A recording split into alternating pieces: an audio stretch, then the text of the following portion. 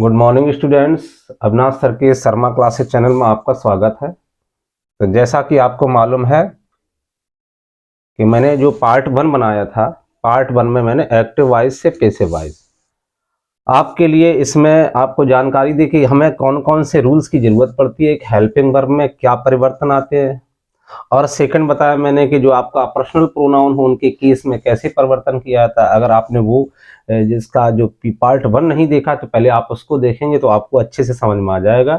और passive voice कोई हुआ नहीं है, आप इजी से इनको इजीली समझ सकते हैं। आइए बढ़ते हैं। तो पार्ट 2 में आपको मैं बताना चाहूँगा कि थर्ड पॉइंट और मैंने दिया था कि आपको पहचानना कौन सब्जेक्ट, कौन ऑब्जेक्ट और कौन आपका क्या है मेन वर्ब है और कॉम्प्लीमेंट है। इसमें देखेंगे आप, जैसा कि आप देख रहे हैं एक सेंटेंस दिया गया, Ram reads the Gita daily. Ram reads means पढ़ता है, गीता डेली मीन्स रोज। ठीक है, एक सेंटेंस आपका ये है। अगला सेंटेंस, राम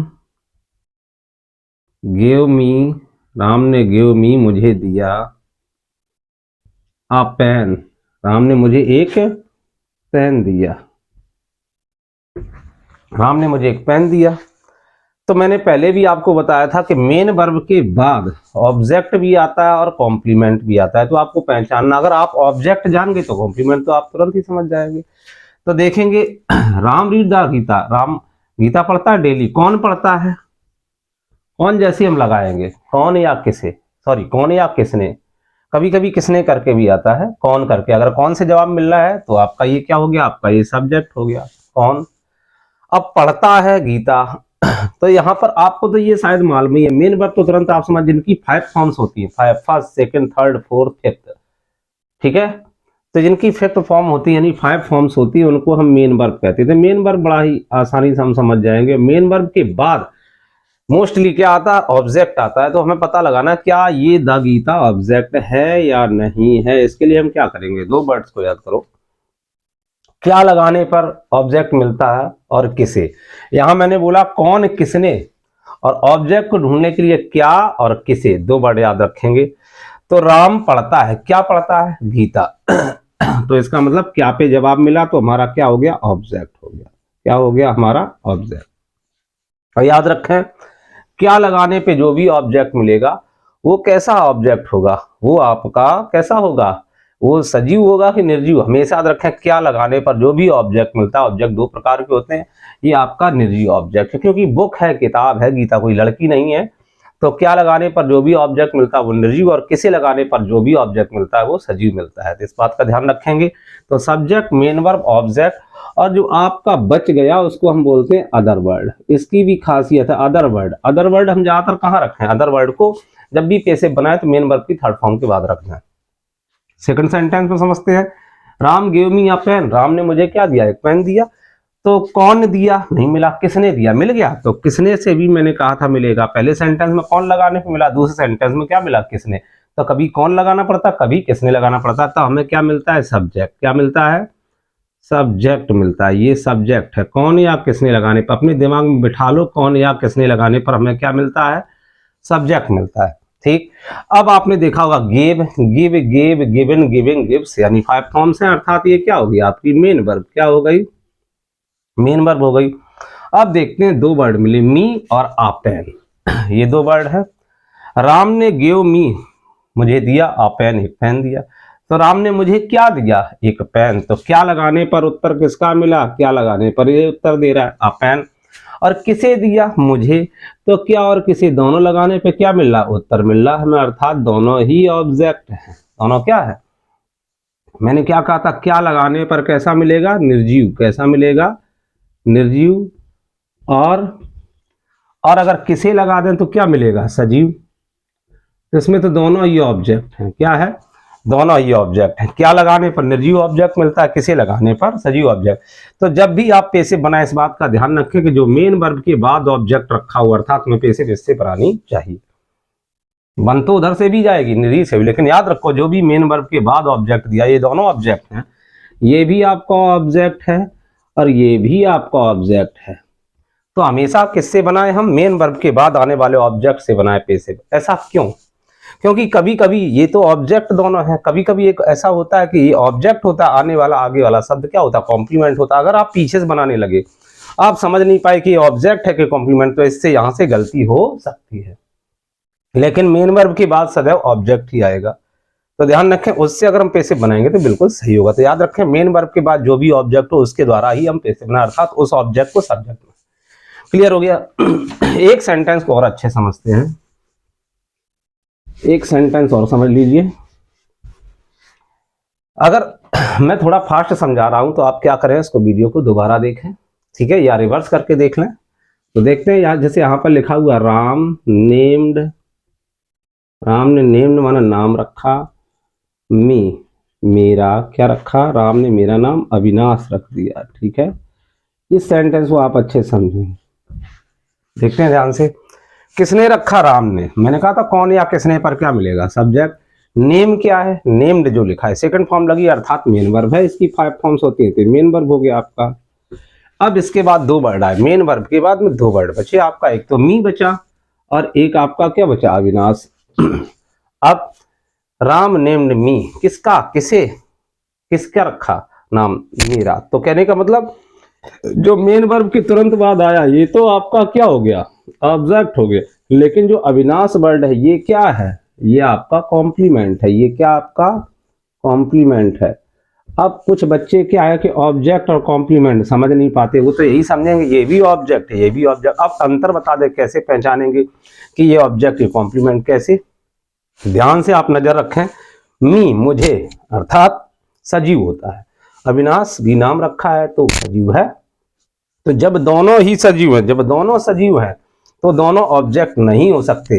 एक सजीव हो और एक निर्जीव हो तो दोनों ऑब्जेक्ट हो सकते हैं, या इधर वाला सजीव हो इधर वाला निर्जीव हो तो ऑब्जेक्ट हो सकते हैं। कहने का मतलब अगर समान परिस्थिति में, ये तो दोनों सजीव सजीव हैं, अगर दोनों सजीव सजीव हैं तो भी पीछे वाला कॉम्प्लीमेंट, दोनों निर्जीव निर्जीव हैं तो भी पीछे वाला कॉम्प्लीमेंट, लेकिन अगर उनमें से एक सजीव और एक निर्जीव तब ही 2 ऑब्जेक्ट हो सकते हैं। ये पहचानने का सबसे सरल तरीका है, इसको आप समझें। जैसे अभी मैंने सेंटेंस दिया था, राम गेव मी अ पेन, तो मी क्या था, सजीव था, अ पेन क्या था, निर्जीव। तो सजीव निर्जीव निर्जीव का अगर जोड़ा है वर्ब के बाद में तो दोनों ही ऑब्जेक्ट होंगे, और अगर दोनों ही सजीव हैं तो एक ऑब्जेक्ट होगा दूसरा कॉम्प्लीमेंट, अगर दोनों ही निर्जीव हैं तो एक ऑब्जेक्ट होगा और दूसरा कॉम्प्लीमेंट। इस बात को ध्यान रखें, और सदैव पैसिव ऑब्जेक्ट से बनाई जाती, कॉम्प्लीमेंट से नहीं। इसके बाद आप देखेंगे, ये तो आप समझ गए कौन ऑब्जेक्ट कौन सब्जेक्ट, कैसे हम देखें। अब हमें मान को चलो बनाना पड़ेगा सबसे पहले अफर्मेटिव सेंटेंस की हमें पैसिव बनानी है। किसकी बनानी है, अफर्मेटिव। अफर्मेटिव और निगेटिव दोनों को बुलाया था एसर्टिव, तो हमें बनानी है सबसे पहले अफर्मेटिव सेंटेंस। बहुत आसानी से आप समझेंगे, जल्दबाजी की बिल्कुल जरूरत नहीं है, बहुत इजी वे में आपको मैं एक्टिव से पैसिव बनाना सिखाऊंगा। तो देखते हैं, सबसे पहले आप इसका स्ट्रक्चर समझ लें कि इसमें अफर्मेटिव सेंटेंस की जब भी हम पैसिव बनाएंगे तो सबसे पहले हमें क्या करना होगा, जो भी ऑब्जेक्ट का सब्जेक्ट बनाना पड़ेगा। जो भी ऑब्जेक्ट होगा एक्टिव वॉइस का उसको हमें क्या बनाना पड़ेगा, सब्जेक्ट। और हेल्पिंग वर्ब जो भी पैसिव की लगती है वही हेल्पिंग वर्ब लगेगी 100%, क्योंकि पैसिव में 100% क्या आएगी, हेल्पिंग वर्ब। एक्टिव में आए चाहे ना आए। अब इसके बाद में क्या लगाना पड़ेगा, जो भी हमारी मेन वर्ब में एक्टिव वॉइस में चाहे आईएनजी हो चाहे फर्स्ट फॉर्म चाहे फिफ्थ फॉर्म कोई भी, लेकिन हम जब पैसिव बनाएंगे तो कौन सी फॉर्म लगाएंगे, मेन वर्ब की थर्ड फॉर्म। अगर आपका अदर वर्ड रखा है एक्टिव वॉइस में तो मेन वर्ब की थर्ड फॉर्म के बाद आप अदर वर्ड रख दें, और फिर क्या करेंगे कि बाई लगाएंगे, प्रीपोजिशन बाई लगाएंगे प्रीपोजिशन, और जो भी एक्टिव वॉइस का सब्जेक्ट होगा आगे की ओर वो पीछे जाएगा। अगर वो सब्जेक्ट नाउन होगा तो पीछे नहीं बदलेगा, अगर प्रोनाउन होगा जैसे ही है तो हिम हो जाएगा, अर्थात जो भी सब्जेक्ट होगा वो सब्जेक्ट का क्या बन जाएगा, ऑब्जेक्ट बन जाएगा। और बाई के साथ जो सब्जेक्ट का ऑब्जेक्ट होता है यही कहलाता हमारा एजेंट। क्या कहलाता है, इसी को हम एजेंट। अगर कोई पूछे एजेंट क्या है, तो जो हमारा बाई करके सब्जेक्ट का ऑब्जेक्ट लिखा जाता है उसी को हम एजेंट कहते हैं पैसिव वॉइस में। ठीक है, आइए बढ़ते हैं एग्जाम्पल की तरफ, देखते हैं बहुत अच्छे तरीके से। एग्जाम्पल में आपका पहला लिखा है, आई गेव हिम, मैंने गेव हिम उसे दिया क्या दिया, 10 रुपीज़। मैंने उसे कितने रुपए दिए, 10 रुपीज़, 10 रुपए दिए, मैंने उसे 10 रुपए दिए। देखिए ध्यान से, सबसे पहले हमें क्या ढूंढना है, ये सब्जेक्ट, गिव क्या हो गई, मेन वर्ब, मेन वर्ब के बाद में ऑब्जेक्ट, ये है सजीव, ये है निर्जीव, अर्थात दोनों ऑब्जेक्ट हैं तो हम इससे बनाएंगे। जब एक को ऑब्जेक्ट मानेंगे तो दूसरा भी ऑब्जेक्ट, क्योंकि ये सजीव है निर्जीव दोनों ऑब्जेक्ट हैं, दोनों से बना सकते हैं। लेकिन मैंने क्या कहा, मेन वर्ब की थर्ड, मेन वर्ब के बाद वाले ऑब्जेक्ट से बना। अब हम इसको क्या मान लेंगे, अदर वर्ड, इसको क्या मान लेंगे, अदर वर्ड। तो हमारा है जबकि ऑब्जेक्ट, ये भी ऑब्जेक्ट, लेकिन जब हमें एक ऑब्जेक्ट से काम चलाना है तो दूसरे ऑब्जेक्ट को हमने क्या मान लिया, अदर वर्ड, बेकार। अन्य शब्द में तो ये हो गया सब्जेक्ट, ये हो गया आपका मेन वर्ब, ये हो गया आपका ऑब्जेक्ट, यही तो हो गया। इसको हमने, है तो ऑब्जेक्ट लेकिन हमने क्या माना है, इसको अदर वर्ड। ठीक है, हमें एक से ही, जब पैसिव में एक ऑब्जेक्ट से काम चलना है तो जो भी दूसरा ऑब्जेक्ट बचे उसको अदर वर्ड मानेंगे। तो सबसे पहले हिम का क्या करना, क्या लिखा है, ऑब्जेक्ट जो भी हो सब्जेक्ट बनाओ, तो ऑब्जेक्ट का हिम का हम क्या बना देंगे, ही बना दिया ना। हेल्पिंग वर्ब लगानी है, हेल्पिंग वर्ब, ध्यान रखो ये टेंस कौन सा है, पहले टेंस सेकंड फॉर्म लगती है पास्ट में, टेंस में, पास्ट में टेंस पास्ट कंटीन्यूअस से उधार मांगता है, तो वॉज या वर, तो ही को देखेंगे वॉज या वर पैसिव में आएगा। आ गया, मैंने बताया था कि हेल्पिंग वर्ब कैसे, पास्ट में टेंस है, पास्ट में पास्ट कंटीन्यूअस, प्रेजेंट नंबर तो प्रेजेंट कंटीन्यूअस से ले लेता, फ्यूचर नंबर तो फ्यूचर कंटीन्यूअस से, तो पास्ट नंबर पास्ट कंटीन्यूअस से लेगा वॉज या वर। तो हमें देखना पड़ेगा जो हिम का ही बना ये सिंगुलर है, हमें इसके अनुसार लगाना है। तो लगा दिया हमने, ऑब्जेक्ट के हिसाब से हेल्पिंग वर्ब लगी वॉज। अब यहाँ सेकंड फॉर्म लगी, और मैंने क्या कहा था, पैसिव वॉइस में जब भी क्या लिखा, ऑब्जेक्ट का सब्जेक्ट बना लो, हेल्पिंग वर्ब लगा दो, लिखा है मेन वर्ब की थर्ड फॉर्म, तो मेन वर्ब की third form give, gave, given, क्या हो गई, गिवन, GIVE हो गया ना। अब लिखा अदर वर्ड अगर है तो रख दो, तो मैंने अदर वर्ड इसको मान लिया, तो इसके गिवन के बाद क्या लगा देंगे हम, 10 रुपीज, 10 रुपीज हो गया। अब क्या लिखा, बाई लगाओ, बाई लगा दिया हमने। लिखा है सब्जेक्ट जो भी था उसका ऑब्जेक्ट अर्थात एजेंट बनाओ, तो सब्जेक्ट कौन था इसका, आई था, आई को हम किस में बदल देंगे, आई का अगर हम ऑब्जेक्ट बनाए तो आई का मी, वी का अस, यू का यू, दे का देम, तो आई का क्या बनेगा, मी। तो देखिए कितने आसान तरीके से बन गया आपका, आई गेव हिम 10 रुपीज, मैंने उसे 10 रुपए दिया, क्या लिखा, मैंने उसे 10 रुपए, ही वॉज गिवन, उसे दिए गए 10 रुपए, बाई मी, मेरे द्वारा, तो मेरे द्वारा उसे 10 रुपए दिए गए। देखिए बहुत इजी वे से आपका पैसिव का निर्माण हो गया। अगर कोई भी प्रॉब्लम होती है तो आप कमेंट करके मुझसे पूछें, कोई भी डाउट अगर मन में है आपके तो पूछें, क्योंकि मैंने सारे डाउट आपके क्लियर कर दिए हैं। अब एक सेंटेंस हो गया, इसी प्रकार से और भी सेंटेंस आप बना के देखें, बस याद किसको रखना है, इसको याद रखना आपको, ये जो आपका स्ट्रक्चर है इसको याद रखने का ढंग ये होना चाहिए। एक दो बार आपको याद रखना पड़ेगा, फिर ये रट जाएगा आपका। तो सबसे पहले हमें एक्टिव वॉइस में जो भी होता है ऑब्जेक्ट उसका सब्जेक्ट बनाएंगे, फिर हेल्पिंग वर्ब मस्ट है 100%, मेन वर्ब की थर्ड फॉर्म ही लगेगी, अगर अदर वर्ड है तो लगाओ, नहीं है तो छोड़ दो, और बाई लगा के जो भी सब्जेक्ट उसका ऑब्जेक्ट बना देंगे और वो कहलाएगा आपका एजेंट। ठीक है, क्लियर हो गया। अगर हम इसी को निगेटिव बनाना चाहें तो क्या कर सकते हैं, निगेटिव अगर बना देंगे, ये अफर्मेटिव, अगर हम इसको निगेटिव बनाना चाहें, क्या बनाना चाहेंगे, निगेटिव, निगेटिव सेंटेंस में उसको बदलना चाहें तो क्या करना होगा, कुछ नहीं करना होगा, ऑब्जेक्ट का सब्जेक्ट लिख देंगे, हेल्पिंग वर्ब लिख देंगे, बस निगेटिव में हेल्पिंग वर्ब के साथ क्या जोड़ देंगे, नॉट जोड़ देंगे, तो आपका स्ट्रक्चर नया तैयार क्या हो जाएगा, बिल्कुल सेम रहेगा। अंतर क्या होगा, हेल्पिंग वर्ब के साथ मात्र क्या जुड़ जाएगा, नॉट, और बकाया सेम टू सेम स्ट्रक्चर रहेगा। तो मैं यहीं पर आपका चेंज किए दे रहा हूं, तो यहां आपको क्या करना है, निगेटिव, क्या कर देना है, negative sentence, negative sentence, NEGATIVE हो गया ना, NEGATIVE, थोड़ा दूरी हो गई, अच्छा नहीं लगेगा, तो लिखते यहाँ पे NEGATI, निगेटिव सेंटेंस है। हमने क्या किया, जो हेल्पिंग वर्ब थी यहीं पर हमने साथ में क्या ऐड कर दिया, इसके हेल्पिंग वर्ब जो थी यहीं पर मैंने क्या जोड़ दिया, मात्र मुझे जोड़ना है नॉट, क्या जोड़ना है, नॉट ही तो जोड़ दिया। बताओ मैंने क्या स्पेशल कुछ किया, नॉट जोड़ने में क्या, वही सब तरीका, ऑब्जेक्ट का सब्जेक्ट रखा ही है, हेल्पिंग वर्ब पहले भी थी अब भी है, नॉट मात्र मैंने जोड़ दिया, बन गया निगेटिव का। इसको निगेटिव का अगर बनाए तो कैसे बनेगा, देखते हैं, राम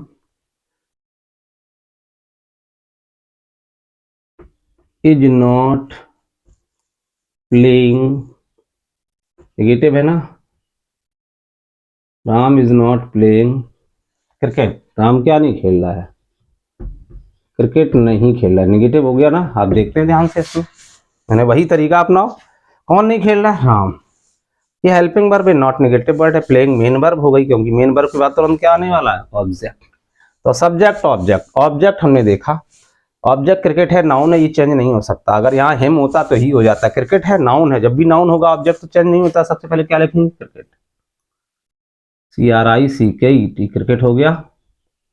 अब टेंस को पहचाने, एज RM लगा, ING लगी, अर्थात present continuous tense. Present continuous tense मैंने कहा था, प्रेजेंट कंटिन्यूअस में क्या होता है, प्रेजेंट कंटिन्यूअस किसी भी हेल्पिंग वर्ब उधार नहीं मांगेगी, बस is being, are being, being और जुड़ जाता है। तो क्रिकेट एक वचन है तो इज बीइंग लगाएं कि आर बीइंग लगाएं कि एम बीइंग लगाएं, तो इज बीइंग लगाएं।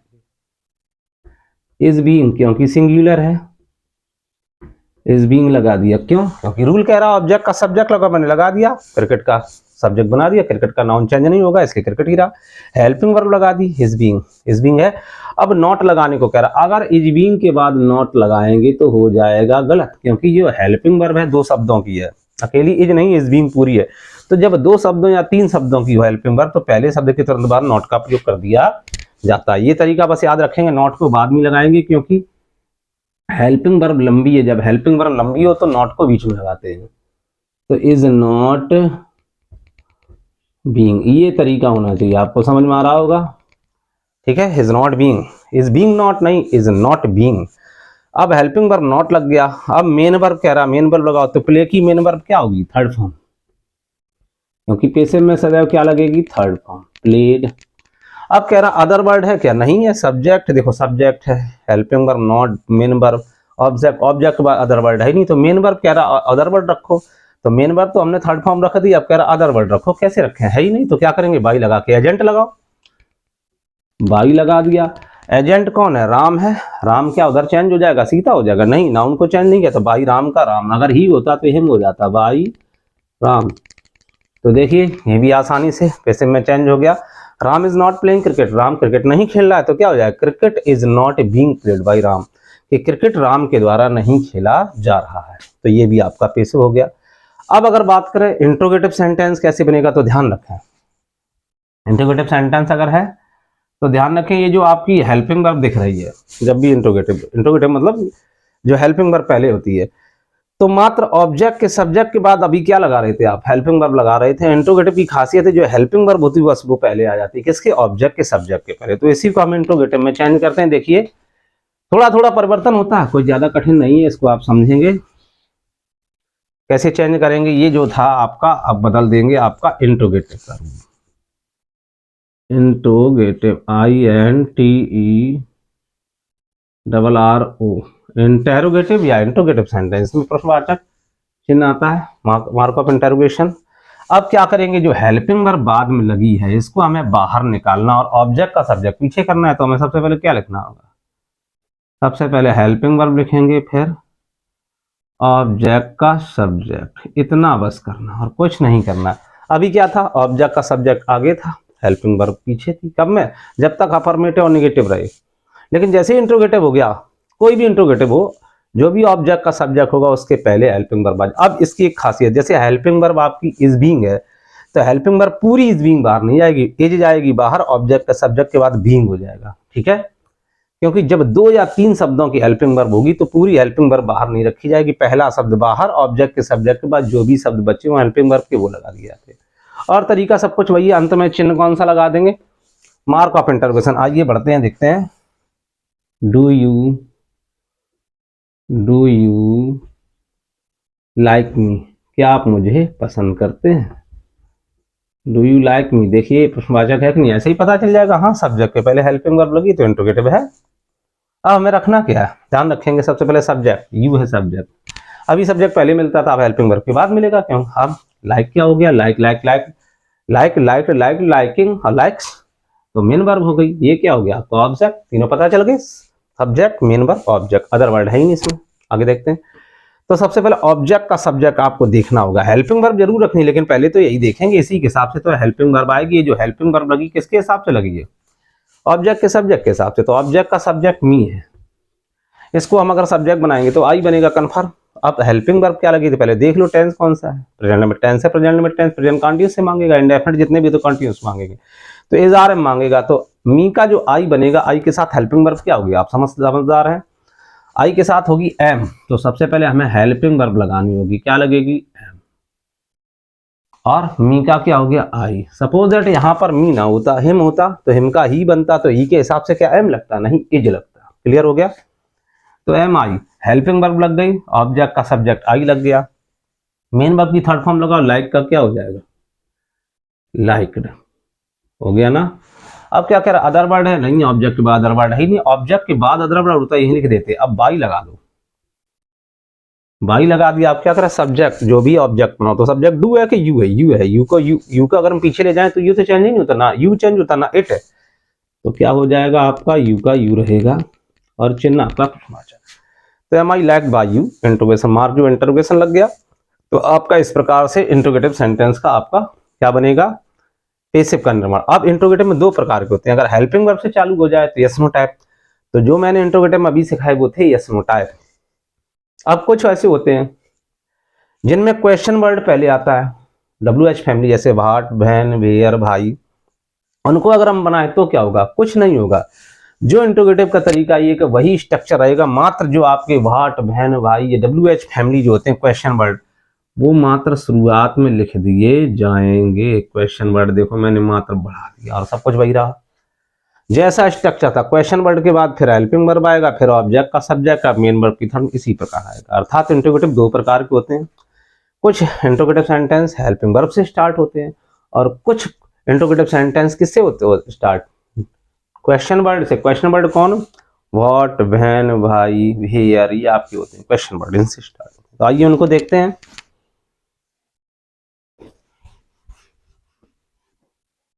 जैसे लिखा है वैन, क्वेश्चन वर्ड है कि नहीं है, डिड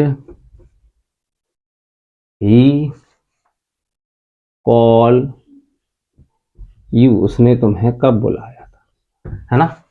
देखिए क्वेश्चन वर्ड है कि नहीं, देखो अभी जो इंट्रोगेटिव मिल रहा था वो हेल्पिंग वर्ब से मिल रहा था, लेकिन इसमें क्वेश्चन वर्ड, फिर हेल्पिंग वर्ब, फिर सब्जेक्ट। क्वेश्चन वर्ड हो गया, हमें क्वेश्चन वर्ड से कोई मतलब नहीं, जानते तो हैं आप। सब्जेक्ट ढूंढना, तो हेल्पिंग वर्ब के बाद हमेशा सब्जेक्ट मिलेगा। सब्जेक्ट कब मिलेगा, क्योंकि इंट्रोगेटिव सेंटेंस में हेल्पिंग वर्ब के बाद ही सब्जेक्ट आता है। ये हो गया आपका सब्जेक्ट, कॉल हो गई आपकी मेन वर्ब, और ऑब्जेक्ट हो गया आपका यू, अदर वर्ड है ही इसमें भी। अब रखना कैसे आपको देखते हैं। सबसे पहले लिखा है क्वेश्चन वर्ड उतार दो, जैसा लिखा, तो हमने जैसा है, बहन का बहन, भाई होता भाई लगा, वेयर होता वेयर, जो भी आए वैसा ही उतार दो, कोई इसमें परिवर्तन नहीं करेंगे, उतार दिया। अब जैसा आपने इंटरोगेटिव पहले बनाया था बिल्कुल वैसे ही बनाओ। अब क्या करना है, कह रहा है कि हेल्पिंग वर्ब लगाओ, लेकिन इससे पहले, हेल्पिंग वर्ब लगाने से पहले हमें ऑब्जेक्ट का सब्जेक्ट देखना होगा, तभी तो हेल्पिंग वर्ब लगाएंगे। तो ऑब्जेक्ट कौन है, ढूंढिए, यू है। अगर ऑब्जेक्ट का सब्जेक्ट, अगर यू को हम सब्जेक्ट बनाए तो यू ही तो रहेगा, तो यू जब रहेगा तो यू के साथ हेल्पिंग वर्ब कौन होगी, तो हेल्पिंग वर्ब जानने के लिए हम देखेंगे टेंस कौन सा है, डिड लगाया पास्ट में टेंस, और कोई भी इंडेफिनिट कॉन्टिन्यूअस मांगेगा तो पास्ट में पास्ट कॉन्टिन्यूअस मांगेगा, वॉज या वर। तो बताइए यू के हिसाब से वॉज आएगा कि वर, तो यू के हिसाब से क्या आएगा, वॉज या वर। आपको समझदार है, यू है प्लूरल, तो क्या लगाएंगे, वॉज या वर, तो हेल्पिंग वर्ब हम लगानी होगी, क्या होगी, वॉज या वर हमें लगानी होगी, वर किसके अनुसार, ये जो यू था। तो यहां पर बच्चे मिस्टेक करते हैं क्या, कि पहले हेल्पिंग वर्ब लगा लेते हैं, देखते नहीं ऑब्जेक्ट कैसा है। तो याद रखें, पहले ऑब्जेक्ट देखो सिंगुलर है तो सिंगुलर के हिसाब से, अगर ये प्लूरल बन रहा है तो प्लूरल के हिसाब से हेल्पिंग वर्ब लगती है। तो क्या लिखा, क्वेश्चन वर्ड आ गया, हेल्पिंग वर्ब भी आ गया, ऑब्जेक्ट का सब्जेक्ट भी। अब लगानी मेन वर्ब की थर्ड फॉर्म, मेन वर्ब कौन है, कॉल, कॉल का क्या हो जाएगा, कॉल्ड। मेन वर्ब की थर्ड फॉर्म के बाद बोल रहा अदर वर्ड है ही नहीं, ऑब्जेक्ट के बाद अदर वर्ड है ही, तो बाई लगाओ, बाई लगा देंगे। बाई लगाने के बाद क्या कह रहा है, सब्जेक्ट का ऑब्जेक्ट, बिल्कुल लास्ट में देखो, तो जो इसमें सब्जेक्ट कौन है, ही है, आपको मालूम है, इसका ऑब्जेक्ट बनाए तो क्या होगा, ही का हिम, सी होता तो हर, दे होता तो देम, तो ही का क्या हो जाएगा, हिम। लेकिन एक चीज भूलना मत, मार्क ऑफ इंटरवेशन, तो बन गया when did he call you, तो उसने तुम्हें कब बुलाया, और व्हेन वर यू कॉल्ड, तुम कब बुलाए गए बाई हिम, इसके द्वारा, तुम है उसके द्वारा कब बुलाया गया। क्लियर हो गया। तो मैं आशा करता हूं कि आपको ये चारों तरीके समझ में आ रहे होंगे, क्योंकि ये बहुत ही इजी वे से मैंने आपको स्ट्रक्चर के माध्यम से बनाए, और आप इन स्ट्रक्चर्स को बहुत अच्छे से फॉलो करें, इनको समझे हैं, क्योंकि अगर इनको आपने समझ लिया एकमात्र आपको याद करना पड़ेगा अफर्मेटिव वाला, बकाया सब स्ट्रक्चर आप बना सकते हैं। और सेंटेंस को प्रैक्टिस करें, आपके अनसॉल्व पेपर में दिए गए होंगे, आपके टॉप 10 में दिए गए, मास्टरमाइंड जितने भी गेस्ट पेपर आते हैं उनमें दिए गए, आप उनको करके देखें। अब जो मैं आपका पार्ट 3 बनाऊंगा, मैं आपको उनमें टिपिकल जो भी सेंटेंस होते हैं उनकी जानकारी दूंगा। टिपिकल का मतलब कि थोड़े उलझाऊ सेंटेंस होते हैं जिनको हम समझ नहीं पाते हैं, जिसमें हम हमेशा डिस्टर्ब हो जाते हैं, जो एग्जाम बेस्ड बहुत ही ज़्यादा इम्पॉर्टेंट है। मैं आपको अब जो पार्ट 3 लेके आऊँगा उनमें आपको इम्पॉर्टेंट जितने भी हैं, चाहे वो क्लास 9th हो, चाहे 10th हो, चाहे क्लास फर्स्ट ईयर 12th, चाहे कोई कंपटीशन हो, वही सेंटेंस बार बार पूछे जाते हैं। तो उनके लिए मैं आपसे नेक्स्ट वीडियो में मिलूँगा। Thanks for watching. और अगर मेरा वीडियो आपके लिए यूज़फुल साबित हो तो कृपया जो आपके मित्र लोग हैं, आपके व्हाट्सएप में जो भी चैट करते हैं, उनको भी आप शेयर करें, जिससे मेरा मोटिवेशन हो। मिलता हूँ नेक्स्ट वीडियो में, तब तक के लिए धन्यवाद।